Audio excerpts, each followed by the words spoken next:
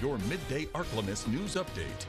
Well, good afternoon. Thanks for tuning in to NBC News Daily. I'm Randy Stone with your Midday Ark-La-Miss update. Well, over the weekend, Arkansas received heavy rainfall, leading to many roadways that became flooded.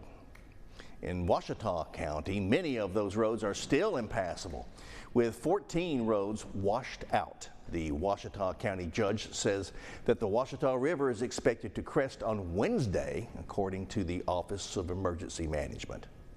We're still not out of the danger of road washouts, and we will not know exactly what we have until the water rescinds off of all of our roads.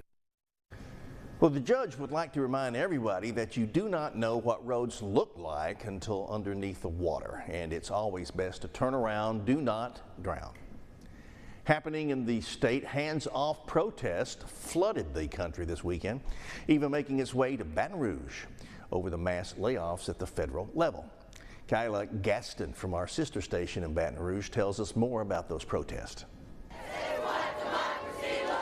Show me what a revolution looks like. With signs held high and voices even louder, demonstrators rallied on the steps of the Louisiana State Capitol Saturday, demanding what they call protection for democracy. The very bedrock of this nation is at risk. Right now, we are in a constitutional crisis, and we're demanding our Democratic leaders and Republican leaders alike to take action. This is what a patriot looks like. The hands-off movement spread across the country, with rallies in over 1,200 cities. Here in Baton Rouge, demonstrators say they're taking a stand against what they call harmful federal policies. We've seen that Trump does not legislate the way that our founding fathers originated. He just legislates through executive order, does not adhere to court orders, and he is acting as a total king right now.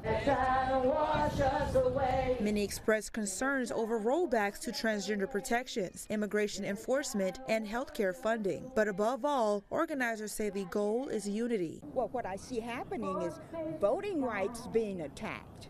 What I see happening is civil rights being attacked. I see that people are losing their jobs, and care that is deserved and earned by the elderly is being taken away. The White House has responded to the nationwide protests by reiterating President Trump's commitment to safeguarding key social programs, despite public concerns. The former mayor of New Orleans calling out Elon Musk's actions. He has taken, as you can see, a chainsaw to the very foundation of American government, and in the process therewith has begun to cut vital services that are impacting people all across America: Social Security, Medicare, Medicaid, that are going to put people, our seniors, in harm's way. Organizers say they intend to hold a town hall with state senators.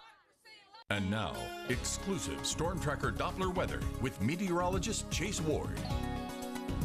Will be mostly pleasant as we head into this afternoon. Temperatures reaching into lower 70s for our daytime highs. Winds will be mostly calm out of the north-northeast. There might just be a few passing clouds down around Jonesville and Natchez, and that'll be about it. For tonight, it's going to be clear and still cool as we kind of lower the temperatures to the lower 40s. And then through tomorrow, still pleasant. We do see winds shift more suddenly, though, and trending a little bit warmer as we hit into the mid-upper 70s.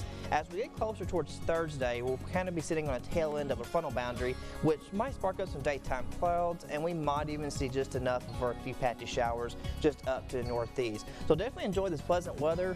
Northwestern will be at Yale M for later on this evening. First pitch is at 4 o'clock. We'll be in the 70s, and by the time the game's over, we'll be around just lower 60s for our temperatures. So again, most of the day it's going to be mostly pleasant. Tomorrow morning we'll be in the lower 40s, and then tomorrow's highs trending near 80, but we'll stay just shy of it. But once we get to Thursday, we will be in the lower 80s with that chance of maybe a patchy shower to the north. And then through the weekend, still mostly nice and pleasant, but by next Sunday, Monday, heading into next week, we are expecting temperatures to reach into the mid-80s with a few patchy thunderstorms possible going into Tuesday. Overnight lows will be mostly 50s and upper 40s Friday night, but then trending lower 60s early next week.